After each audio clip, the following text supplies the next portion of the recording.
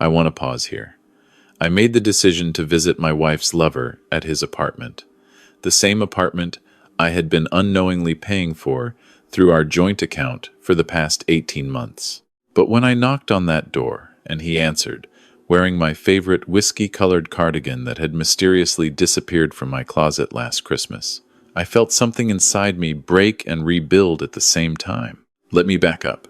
My name is Robert Mitchell, and at 62 years old, I thought I had life figured out. I'd retired from my position as a senior civil engineer 3 years ago after 40 years of building bridges, literally and figuratively. My wife, Catherine, was 58 and still working as a regional director for a pharmaceutical company. We'd been married for 37 years.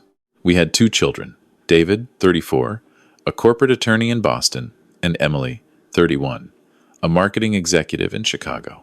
We lived in a comfortable home in Westchester County, New York, a 4-bedroom colonial with a garden I'd spent my retirement cultivating. Catherine traveled frequently for work, sometimes gone for weeks at a time.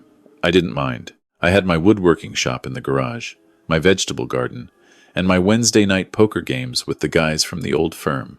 I trusted her completely. Why wouldn't I? 37 years of marriage. We'd weathered my father's death, her mother's long battle with Alzheimer's, David's rebellious teenage years, Emily's divorce 2 years ago. We were solid. Or so I believed. The first crack appeared on a Tuesday morning in late September. Catherine had left for a conference in Dallas. She'd be gone for 5 days, she said. I was in the kitchen making my morning coffee when her iPad, which she'd left on the counter, pinged with a message. I wasn't snooping. The screen was facing up. The notification was right there. Can't wait to see you tonight. I've missed your skin. The sender was listed as Mark, colleague. My hand froze on the coffee pot. I stared at those words. Read them again and again. There had to be an explanation. Maybe it was a spam message. Maybe it was meant for someone else. Maybe Mark was... what? What innocent explanation could there possibly be for I've missed your skin? I picked up the iPad. I knew her passcode. It was our wedding anniversary. She'd never changed it in all the years she'd had the device. My hands were shaking as I entered the numbers. The messages opened like a wound. Months of conversations. Hundreds of messages.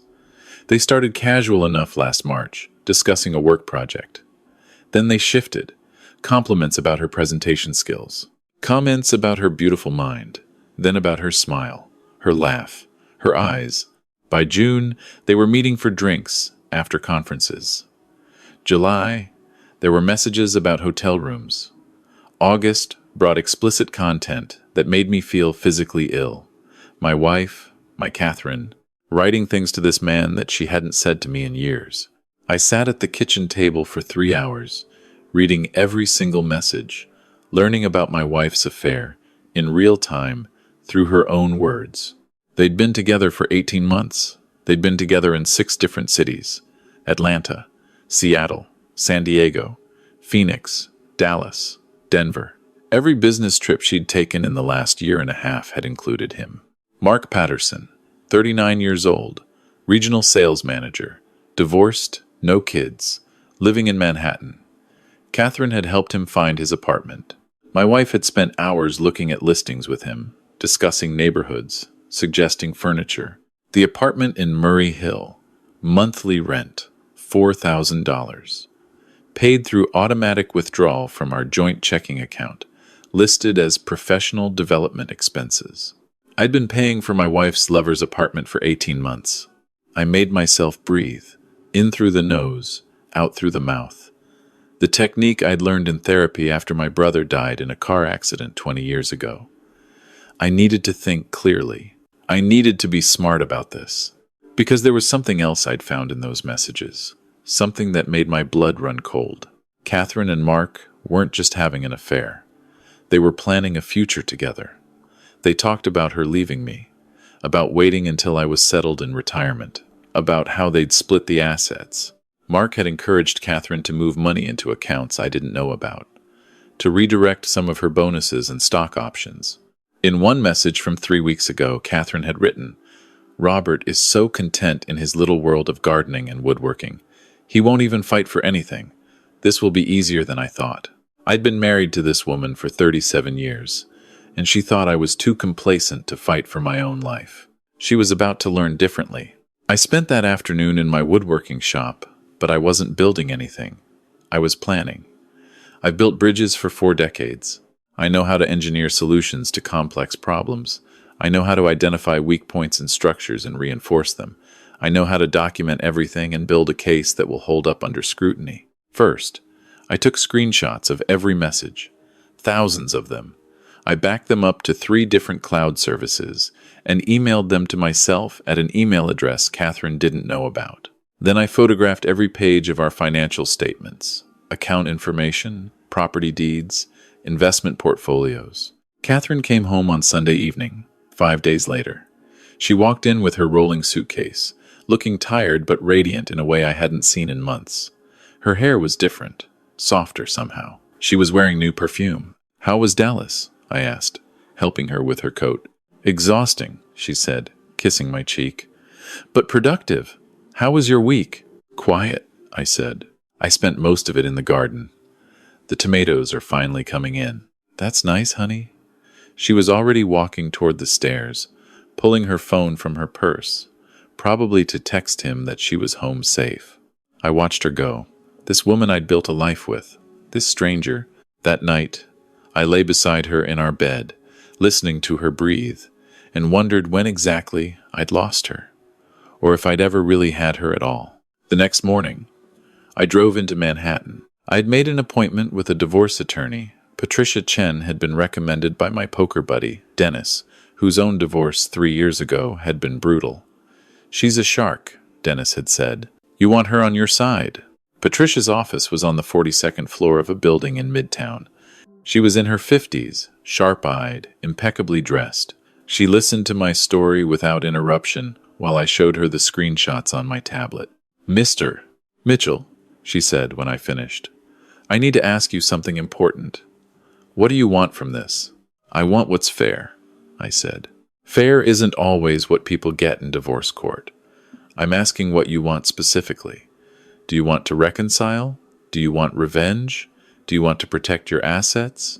Do you want her to hurt the way you're hurting?" I thought about that. About Catherine's message. "He won't even fight for anything." "I want her to understand that she made a mistake," I said. "I want my fair share of what we built together. And I want to make sure she doesn't get away with hiding assets."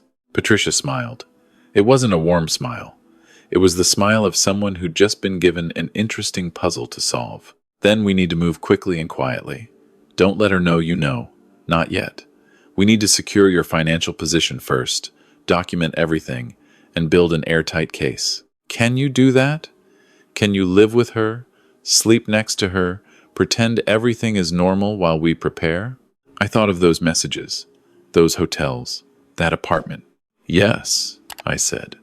"I can do that." Over the next 6 weeks, I became someone I didn't recognize. By day, I was Robert, the retired engineer who puttered in his garden and worked on woodworking projects in his garage. I made Catherine her coffee in the morning. I asked about her day. I smiled when she kissed me goodbye before another business trip. By night, I was something else. A detective, a strategist, a man who'd been pushed too far. I hired a private investigator. His name was James Riley, former NYPD, now running his own firm. He was thorough. Within 2 weeks, he'd documented 5 separate occasions when Catherine had met Mark at the Murray Hill apartment during what she'd told me were client dinners or late meetings. The photographs were damning. Catherine entering the building at 7 p.m., leaving at 11 p.m., Mark greeting her at the door with wine. The 2 of them visible through the 3rd-floor window, embracing. James also discovered something else. Mark Patterson had a history. This wasn't his first workplace affair. He'd been involved with another married woman at his previous company, a relationship that had ended when her husband had shown up at Mark's office and caused a scene. Mark had been quietly transferred to avoid scandal. "This guy's a predator," James told me, sliding the folder across his desk. "He targets married women, especially ones with money. The other woman, She ended up losing half her assets in the divorce, and Mark walked away clean. Not this time, I said. I opened a separate bank account and started redirecting my pension deposits there. I moved some of our joint investments into my name only. Nothing illegal. Everything, Patricia advised. We were just protecting assets that were rightfully mine. I also started documenting Catherine's movements and expenses. The professional development account that was paying for Mark's apartment, the mysterious charges to hotels on nights when she claimed to be at conferences, but the conferences had ended days earlier. The jewelry purchases I'd never seen her wear. The designer handbag that cost $6,000. All of it went into the file Patricia was building. Meanwhile, Catherine seemed happier than she'd been in years. She was home more often, but distracted. She'd sit at dinner, smiling at her phone. She bought new clothes. She started going to the gym 4 times a week. She was planning a future that didn't include me, and she thought I was too oblivious to notice. The confrontation I'd been planning came on a Saturday in early November. David and Emily were coming for Thanksgiving in a few weeks, but I'd asked them to come early. Family meeting, I'd said. Important. They arrived together, having met up in the city and driven out together. David in his usual suit, even on a weekend. Emily in jeans and her business casual sweater. They both hugged Catherine, who was delighted by the surprise visit. They both shook my hand with the kind of casual affection that adult children give their parents. We sat in the living room. Catherine made tea. I waited until everyone had a cup before I spoke. I need to tell you all something, I said. Your mother is having an affair. The silence that followed was deafening. Catherine's cup clattered against the saucer. What? Robert, what are you talking about? I'm talking about Mark Patterson, I said calmly. I'm talking about the apartment in Murray Hill that we've been paying for. I'm talking about the hotel rooms in 6 different cities. I'm talking about 18 months of lies. David stood up. Dad, that's a serious accusation. You can't just... I have proof, I said. I pulled out my tablet and pulled up the screenshots. Thousands of messages, photographs, financial records, everything. I watched Catherine's face drain of color. I watched David and Emily lean forward to look at the screen. I watched their expressions change from disbelief to shock to something harder to define. Mom? Emily's voice was small. Is this true? Catherine looked at me. Really looked at me for the first time in months. Robert, please. Can we talk about this privately? No, I said. They deserve to know. They deserve to hear from you why you've been lying to all of us. Catherine's hands were shaking. I didn't mean for this to happen. But it did happen, I said. For 18 months, you made choices. You lied. You stole from our joint accounts to pay for his apartment. You hid assets. You planned a future with him while telling me you loved me. David was reading the messages now, his lawyer's mind cataloging evidence. Emily was crying quietly. Did you ever love me? I asked Catherine.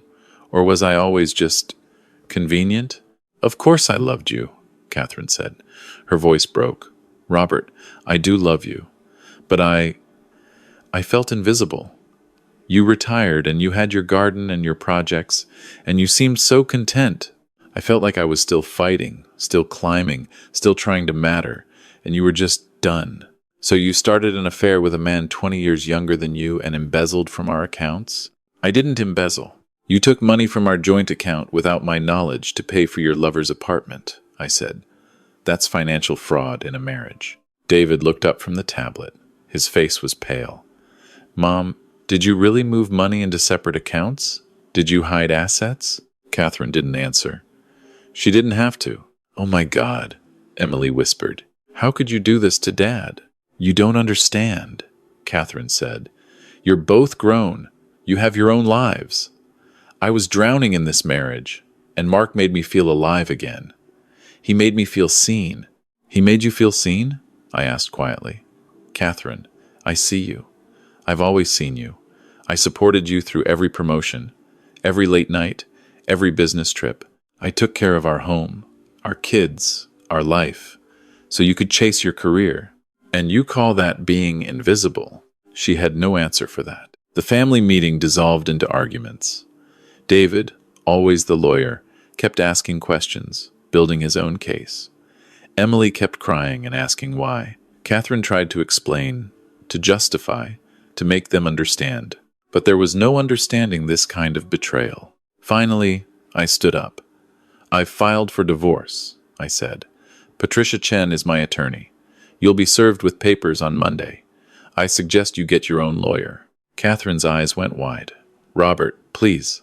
We can work through this. We can go to counseling. We can." "No," I said. "We can't. You made your choice 18 months ago. I'm just making mine now." I left the room, left them all sitting there in the wreckage of our family. I went to my woodworking shop and I stood there among the tools and the sawdust and the half-finished projects, and I finally let myself cry. 37 years, gone. The divorce proceedings were ugly. Catherine hired an aggressive attorney who tried to argue that I'd been financially abusive by withdrawing funds from our accounts. Patricia countered with evidence of Catherine's affair and the money she'd been siphoning off for Mark's apartment. Catherine tried to claim the Murray Hill apartment expenses were legitimate business expenses. Patricia produced Mark's lease agreement, which listed Catherine as a co-signer and emergency contact. "Business expense?" Patricia had said in court, her voice dripping with disdain. "Mr. Patterson isn't even her employee. He works for a different division of the company." The judge was not sympathetic to Catherine's position. But the worst part wasn't the legal battles. It was our children. David tried to be neutral at first, professional. But as more evidence came out, as he saw the extent of his mother's deception, he pulled away from both of us. Too angry at her to call. Too disappointed in me for airing our dirty laundry to want to talk. Emily was more forthright in her anger. She called me 2 weeks after the family meeting, her voice shaking with rage.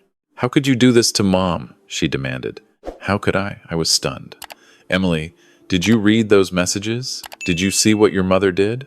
"I saw a woman who was lonely and made a mistake," Emily said. "I saw you humiliate her in front of us. I saw you turn us against her." "I didn't turn you against anyone. I showed you the truth." "The truth?"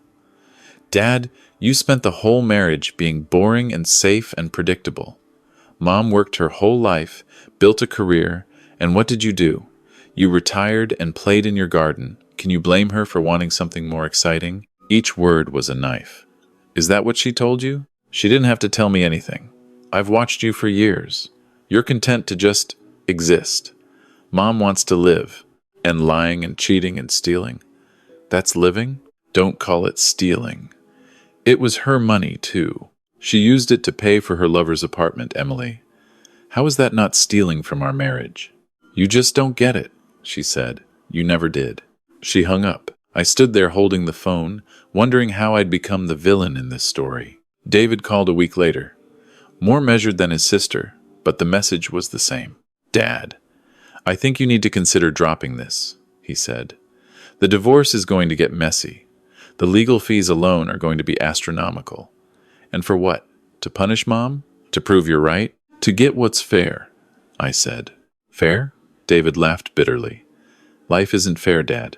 You taught me that. Sometimes you have to compromise. Mom's willing to settle. 60-40 split. You keep the house. She keeps her retirement accounts. Clean break. She hid assets, David. She committed fraud. And you want me to just let it go?" "I want my parents to stop destroying each other," he said quietly. "I want to be able to invite both of you to my wedding next year without worrying about a scene. I want Emily to stop crying every night. I want our family back." "We don't have a family anymore," I said.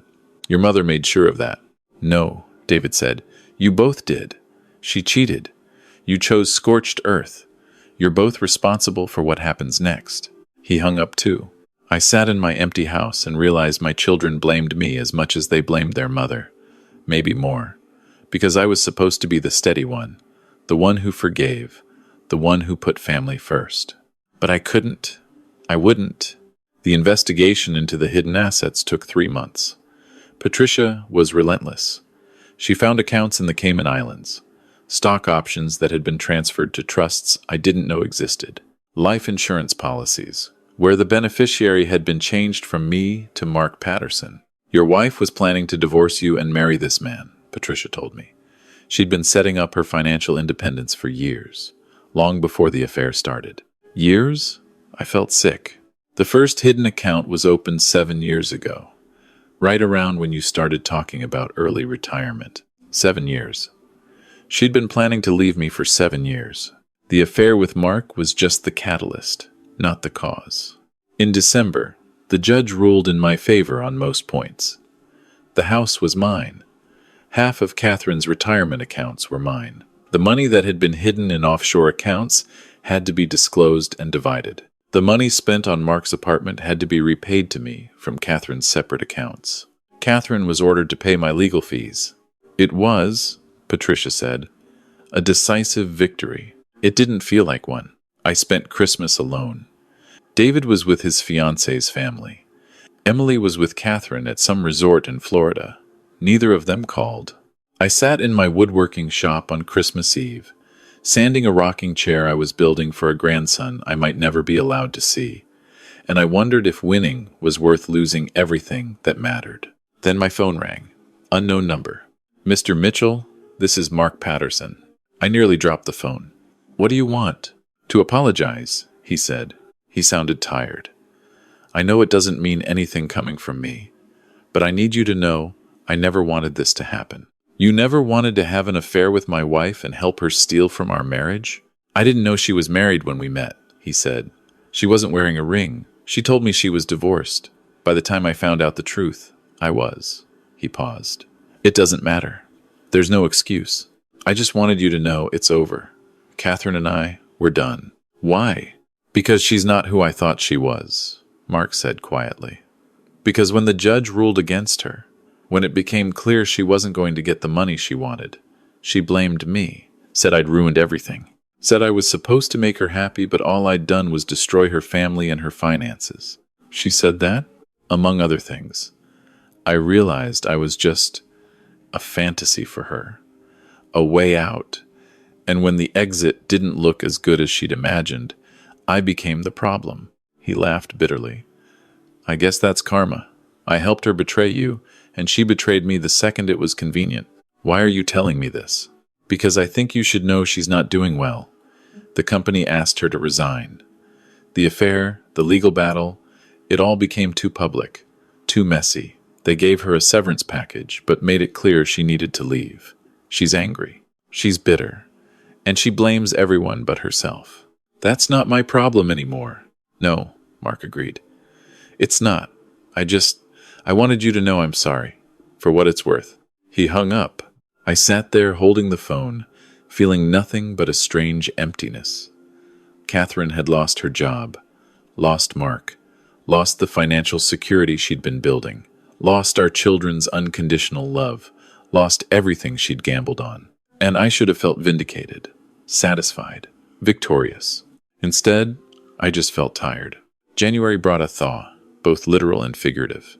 Emily called, just once, brief, awkward. Dad, it's me. I know, sweetheart. I wanted to say. She paused. I've been thinking about things, about what Mom did, about what you said, and I think I was wrong to blame you. You were trying to protect your mother. I was trying to protect my idea of my mother, Emily said. The version of her I wanted to believe in. But she's been lying for so long, Dad. Not just about Mark, about everything. Did you know she told me you forced her to give up her career when we were born? That you made her choose between work and family? That's not true. I know that now. I found old letters, old photos. I saw how supportive you were, how you always encouraged her. She rewrote history to make herself the victim. People do that sometimes, I said gently. When they can't face what they've done, they create a narrative where they're not the villain. I'm sorry I believed her version instead of yours. You're her daughter. Of course you believed her. Will you? Emily's voice cracked. Will you forgive me?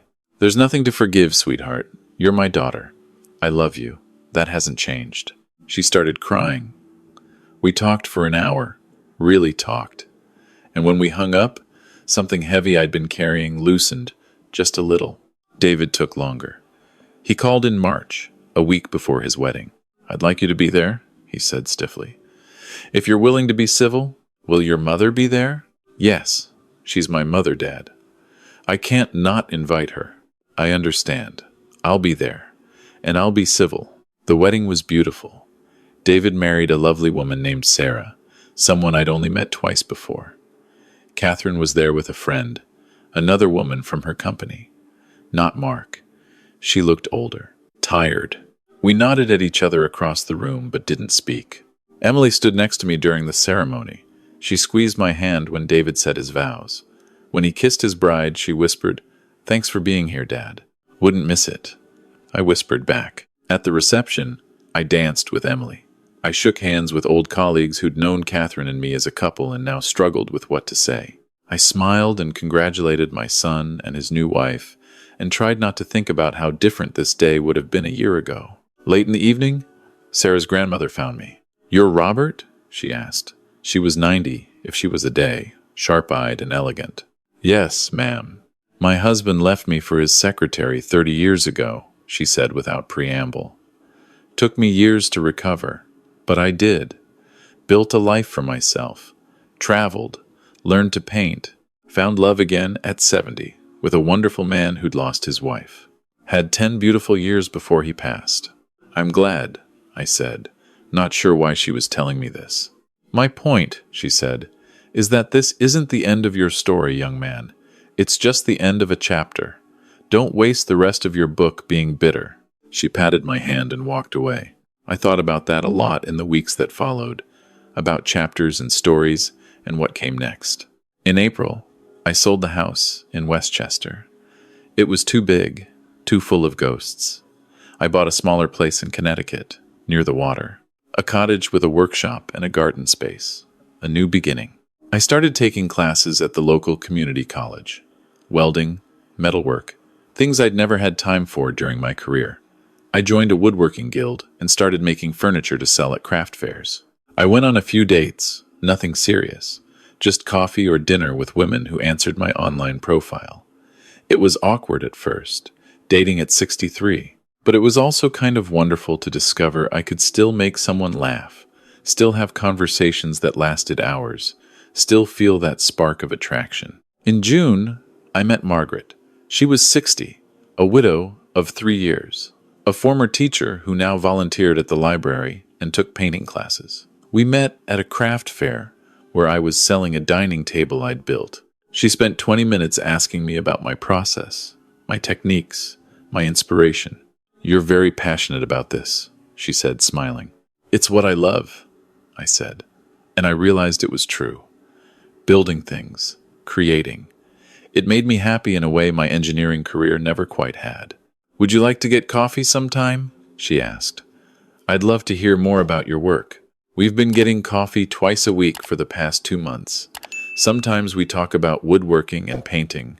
Sometimes we talk about our lost spouses and our complicated children. Sometimes we just sit and watch the water and don't talk at all. It's not love. Not yet. But it's something. A possibility. A chapter beginning." Emily visited me last weekend. She brought her new boyfriend, a kind man who works in nonprofit management and laughs at my jokes. We had dinner in my new kitchen, grilled fish on my new patio, walked on the beach as the sun set. "You seem happy, Dad," she said as we stood watching the waves.